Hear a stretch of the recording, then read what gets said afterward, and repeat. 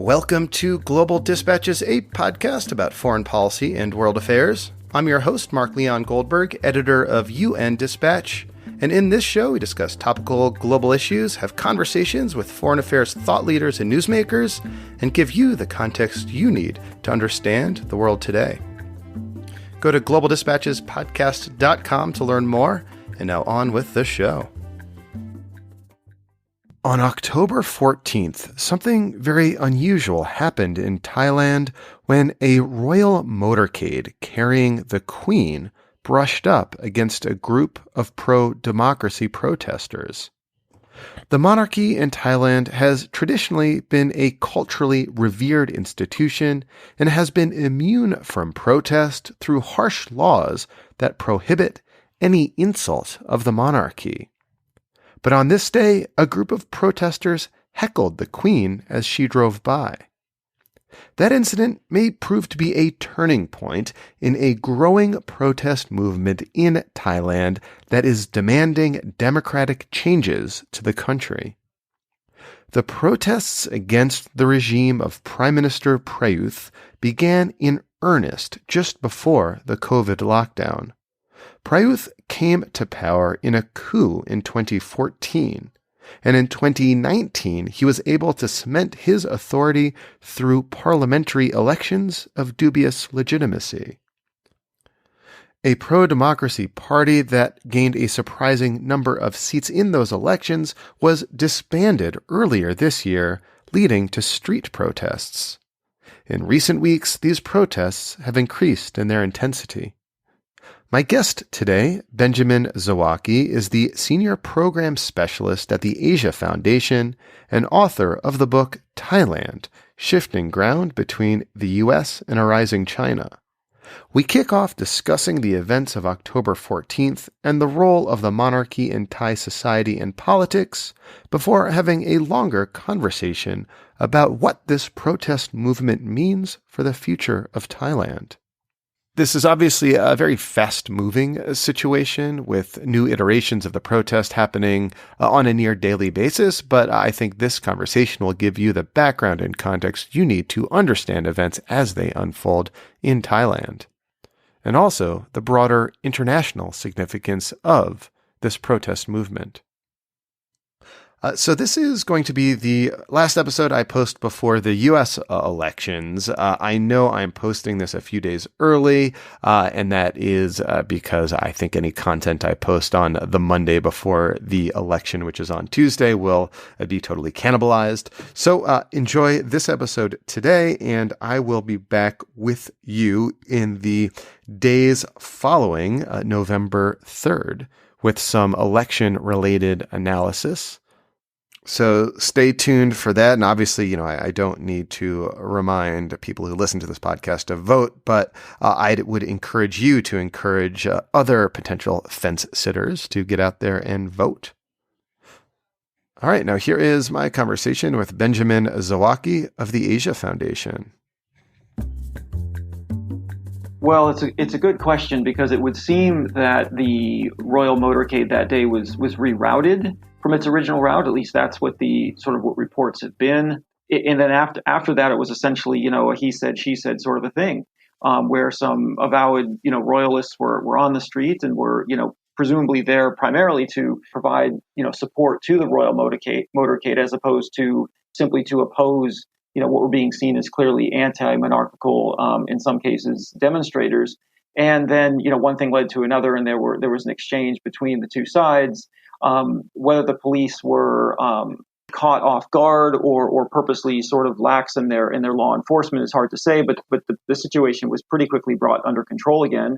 But it did result in a number of arrests and charges being brought under laws that seem to suggest that there was unlawful activity on that day on the part of the protesters. Much of the commentary that I've seen around this incident suggests that it's something of a rather significant turning point, both in Thai politics, but also potentially even in Thai culture and society, because of the traditional reverence to which Thais have historically conferred upon the monarchy. And this was an incident in which, younger generation of Thai protesters were outwardly showing hostility to the monarchy, which is, for one, like illegal under some anachronistic laws. Well, there's been a lot made of this. I mean, what's new about these protests is that yes, for the first time, um, protesters have been express and explicit in calling for a reform of the monarchy. Implicit in those calls is a certain amount of criticism, right? And that is new. You have a younger generation of largely these protests are made up of a younger generation, sort of first time protesters, if you will. The majority are university students. So even 10 years ago, when things really kicked off in Bangkok rather violently, these students would have been children essentially. And you also have at the same time virtually a brand new monarch, right? Who's only been on the throne for a number of years, and so it is a sort of changing of the guard in more ways than one. And that criticism is in fact new. What is not new, but I think has been characterized as such, is discourse on the monarchy in the context of political protests in Thailand.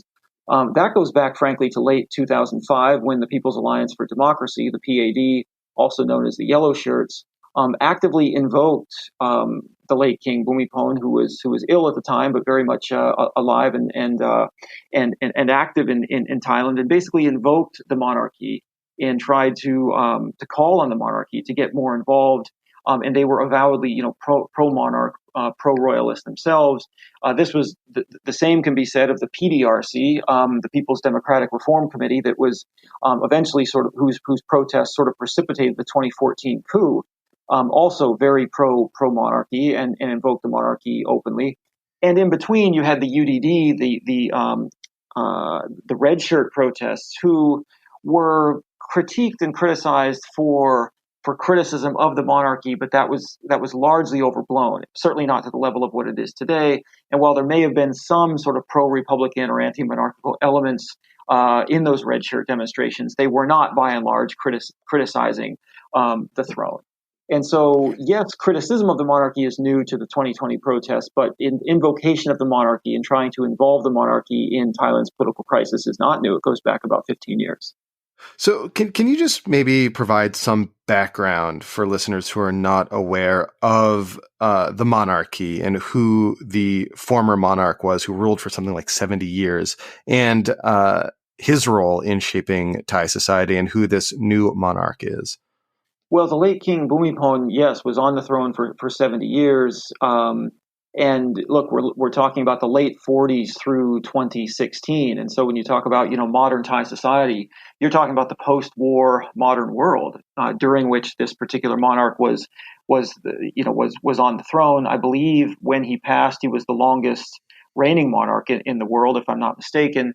So there was really, when you think of Thailand in the post-war context as a impoverished, Southeast Asian nation that had been invaded by Japan and was, sort of liberated, if you will, at the end of the war, and then moving fairly quickly into the Cold War and becoming essentially a client state of the United States from, during the early 60s through the mid 70s or so, during the Vietnam War, and then all through the hyper development of the 80s, the financial crash of the 90s. And then, of course, the 21st century, where we've had almost an ongoing political crisis since 2005. The king was there. The late king was there for all of that, and in many ways presided over it. In many respects, the late King Bhumibol was elevated to a stature or a status of almost deification. Right? I mean, he was almost universally revered around the country. And was seen in Buddhist terms as holding a very high, charismatic and spiritual position. And he owed early on in his reign, I don't know if credit is the word, but certainly a certain amount of accountability to the alliance that the United States shaped with Thailand in the late 50s, basically to combat what was seen as the growing communist tide throughout East Asia.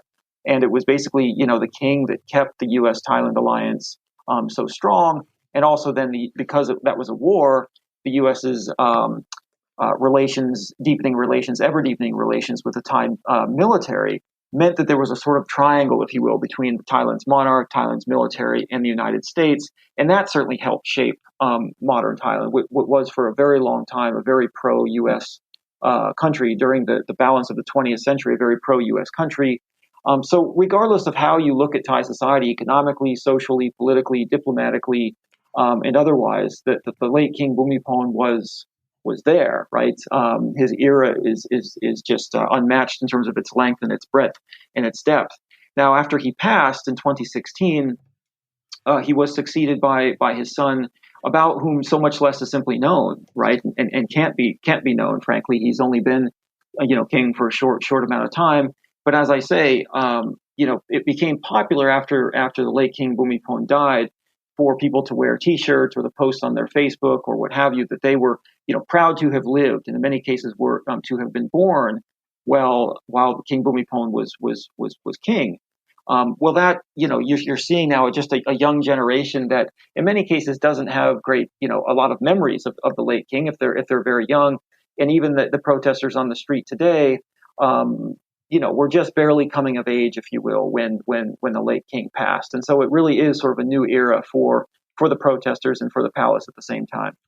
So this new king, Vajiralongkorn, is not as revered. Is that correct? I mean, he seems to have a reputation for extravagance and living abroad, and that seems to have perturbed a younger generation of Thais. Well, I think the most that can be said is that there are Thais for the first time openly, critical of the monarchy. Now, whether that's coincidental to the current king or whether that's incidental is people will draw their own conclusions. But it is new, as I say, that is a new aspect to the protest that didn't exist, prior to 2020. Even though there were political protests for 15 years during the century. Now, it's probably fair to say, and correct me if I'm wrong, that the current protest movement was not initially animated by like an anti-monarchist agenda. Rather, it was directly sort of against the rule of the current prime minister. Can you just discuss the circumstances under which Prime Minister Prayuth came to office in 2014? Well, in 2014, it's really quite simple. He staged a coup on May the 22nd that ended, however you want to define it, certainly ended or others might say accelerated Thailand's political conflict, which dated all the way back to November 2005. It had ebbed and flowed. It had taken on literally different colors, if you will, given that the protesters were often color coded, as I mentioned before, yellow versus red, and of course green if you throw the military into the mix. But Prayuth basically saw that there were demonstrators against, at the time, the prime minister, who happened to be the sister of the prime minister who had been overthrown in 2006. Her name was Yingluck Shinawat. Her older brother was Thaksin Shinawat. And he basically just called time on all of this, right? And forcibly took over the country in May of that year. And in contrast to previous coup d'etat, stayed in power for much, much longer than anyone, I think, anticipated. Even close Thailand watchers, I think, were taken aback by just how long he remained in power. And in some ways, that was certainly incidental to, and most would say driven by, the fact that it was clearly the twilight years for the late King Bhumibol. No one knew exactly when he would pass, but he was sick for a very long time. He was hospitalized, and it was kind of understood that Prayuth would stay in power long enough to sort of oversee a smooth transition from one king to another.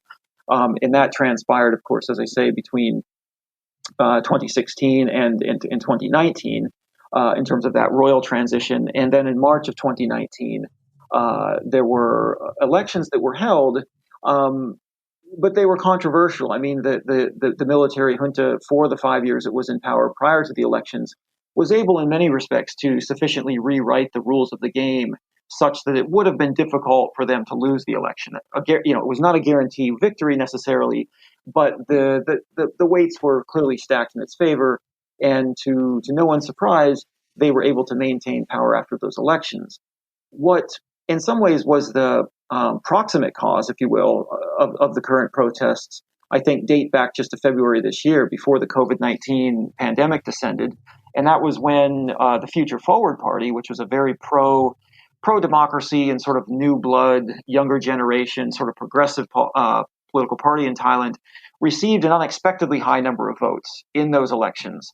But after which, it's the party's leader and eventually the party itself were dissolved. You had the situation where the ruling military junta called for elections, but perhaps rigged the elections or rigged the rules of the elections in such a way that they would be guaranteed, almost guaranteed, to retain power. But then you had this upstart pro-democracy movement that surprised everyone by winning more numbers of seats in parliament than perhaps people had expected. Then they were cracked down upon. Yeah, that's essentially right. I mean, whether that, to say it was rigged is perhaps too strong, as would be, guaranteed to win. But certainly it was theirs to lose, right? And I think given, the Future Forward Party, I think took so many by surprise because the rules had been rewritten in such a way that it just seemed unlikely mathematically for a party to do as well as it did. And I think that took sort of the establishment by surprise. I think it took the electorate at large by surprise, but it was empowering in many respects because the voter base wasn't entirely a younger generation, but was largely a younger generation, and that's the same generation you see now on the streets. COVID-19 did a pretty good job, as it did everywhere in the world, of knocking everyone off the streets temporarily. The government handled the public health crisis extremely well, quite frankly. But I think there was perhaps an assumption that in the post-COVID world, if you will, at least in Thailand, the curve was flattened basically by the beginning of June. There was perhaps the assumption that would be the end of the protests, when in fact, as you're well aware, they came back in full force, shortly after the public health crisis seemed to abate. You referenced this earlier, that much of the protest movement is comprised of young people. I mean, is there a discernible leadership to this movement? Well, I think yes and no. I mean, there are certain leaders for sure, or people that are more readily associated with the protests than others. I think in some ways the government was backfooted, I think, during the protests as far back as, say, July and August, when it was very difficult for them to identify who these leaders were. They knew who the political activists were in the country, and they knew there were political protests going on, and they often just sort of put two and two together and assumed in many cases that the activists must be leaders. I think there's been a little bit more success as time has gone on by the government at identifying who the leaders are, but they're not. And they've taken a page out of Hong Kong's book in many respects, in that they want to be and to be seen as largely leaderless, such that it's impossible to sort of cut off the head and watch the rest of the body die. And we see that even now, but clearly when you look at the fact that these protests are increasingly well planned, right? I mean, they're announced in broad strokes in advance, but their exact location is announced just really moments before things materialize. Clearly, someone is calling the shots, right? So even if it's a leaderless revolution, sort of publicly speaking, privately, there must be people behind the scenes making decisions. And I suppose the fear within that camp is that as time goes on, as these things often happen, it only it creates opportunity for dissension or disagreement in terms of the way forward. But for now, they've been very fluid, and they, as you say, they've been largely of a younger generation. And what are protesters demanding?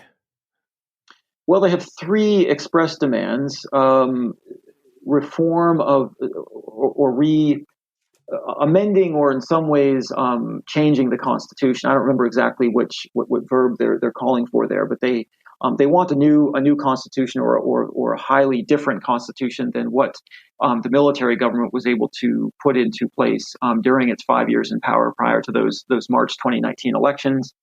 That's demand number one. Demand number two is for the immediate resignation of Prime Minister Prayut, and demand number three is a reform of Thailand's monarchy. So those are the three express, demands. As you may be aware, last week they made very clear that they wanted Prayut to resign by this past Sunday. Prayut has not done so, of course. So it's anyone's guess to see whether that demand gets shifted in any way.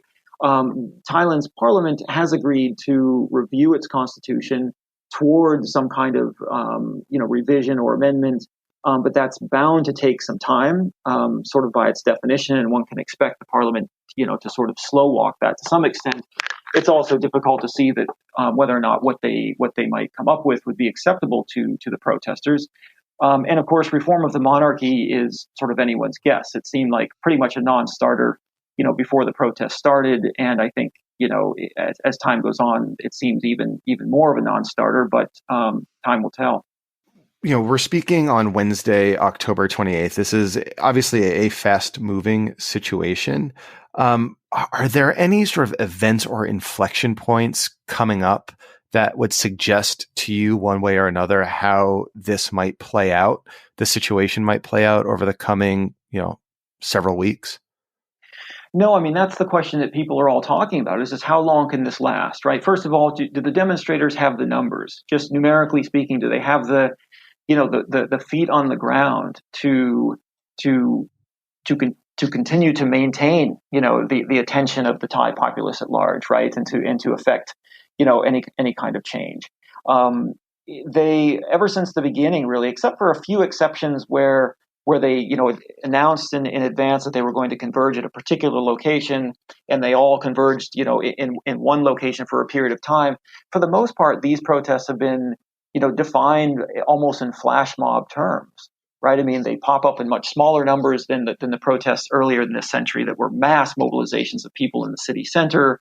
As you may recall, the PAD famously took over Thailand's airports. I mean, these protesters are, in addition to being of a younger set, they're a much more mobile set. Their communications, of course, are being done in real time, electronically. And they often will mobilize in 2 or 3 places at once without a whole lot of notice to the general public. So it's as you say, it's very fluid, it's very dynamic, but it's also it's got to be exhausting, right, on some level. And there have been questions as to whether or not the government strategy might just be, hey, wait this out, make this a war of attrition, hope that public support for the protests, to the extent to which it's discernible or measurable, dissipates, and that eventually the students will go back to their pre-protest lives. On the other hand, if the numbers rapidly increase, or if the government should sort of shoot itself in the foot, so to speak, make a major mistake of some kind, such that public support goes up markedly, then something could change. I think the other X factor is that if Thailand has done extremely well in handling the public health crisis, which it has, it's also slated to be among the worst, if not the worst hit countries economically in Southeast Asia on account of COVID-19.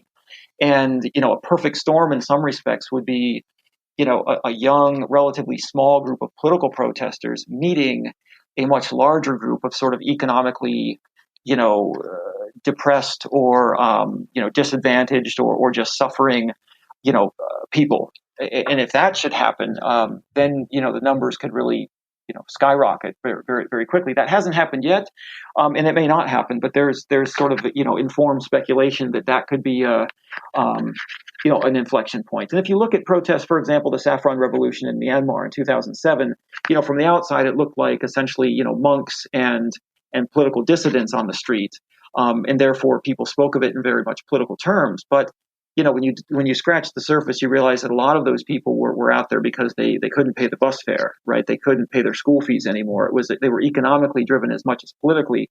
And that, I suppose, is probably the real fear on the part of the government. I'm curious to learn what perhaps broader international or even geopolitical implications you see in this moment in Thailand.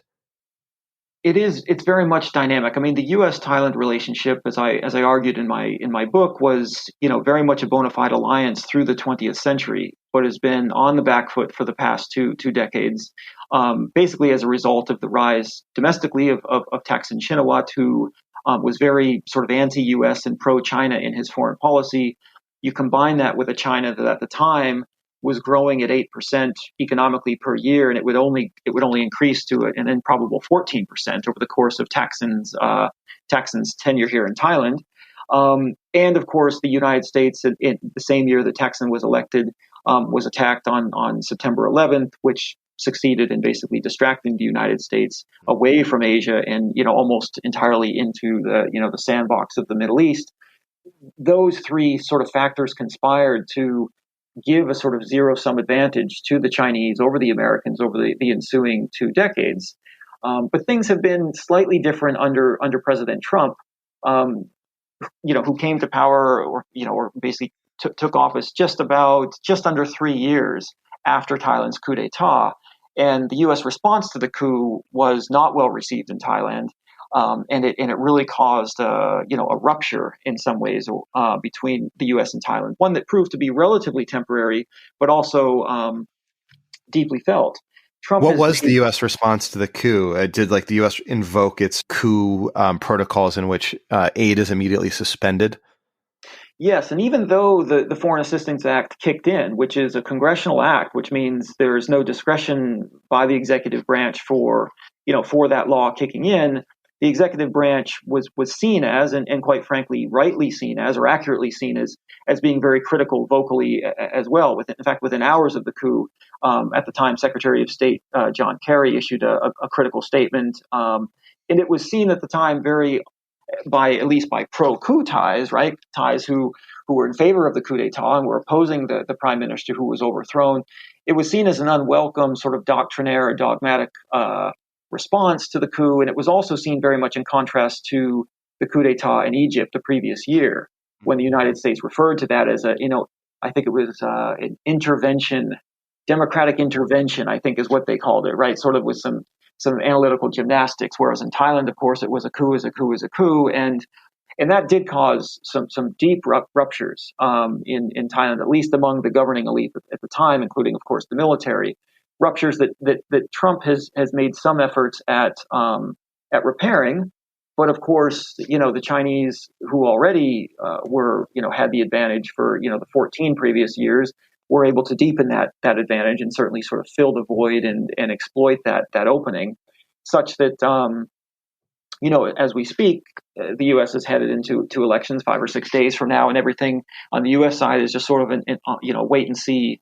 On a wait-and-see basis, and the Chinese, of course, are moving as fast and as furiously as they can to increase their interest and their influence in the country, having been affected by COVID-19 much less severely, frankly, than the United States, economically and reputation-wise. So, Thais are they're members of ASEAN. They're it's a Southeast Asian nation, and they've got their own foreign policy to make, and they have agency in their foreign policy, but certainly the great power competition is affecting them. It was beginning to affect them as much as it did 70 years ago. And I think Thais of a certain age are able to sort of draw those parallels and are rather concerned with where it could lead them.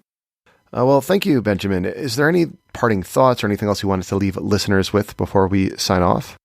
Sure. I mean, as much as people have been talking about the newness of these protesters and these protests in terms of criticism of the monarchy, I think a much more significant difference between today's demonstrations and the demonstrations that preceded them throughout the 21st century, starting in late 2005 all the way through early 2014, is that these protests are the first genuinely pro-democracy and pro-democratic protests that Thailand has seen since 1992. When people were out in the street protesting a military government. Although all of the different groups that protested in the early 21st century claimed, the mantle of democracy and claimed to be pro-democratic, were very much not so, right? I mean, they and in some cases were not just not in favor of democracy, but were actively in opposition to democracy. We're calling for an end to elections. We're calling for a selected government by a chosen elite. And we're fairly savvy in many respects at claiming to be democratic and getting the international community to see them as such. But they were not so. Whereas these students, whether you're in favor of them or not, are, when you look at what's motivating them, one can argue that it's the first genuinely pro-democratic protest since 1992. Well, Benjamin, thank you so much for your time. This was very helpful. Thanks very much, Mark, and I appreciate your reaching out. All right. Thank you all for listening. Thank you to Benjamin. And like I said earlier, expect after November 3rd, a series of episodes, looking at what is going on in the United States and the broader global implications of this election. All right. We'll see you next time and see you after the U.S. elections.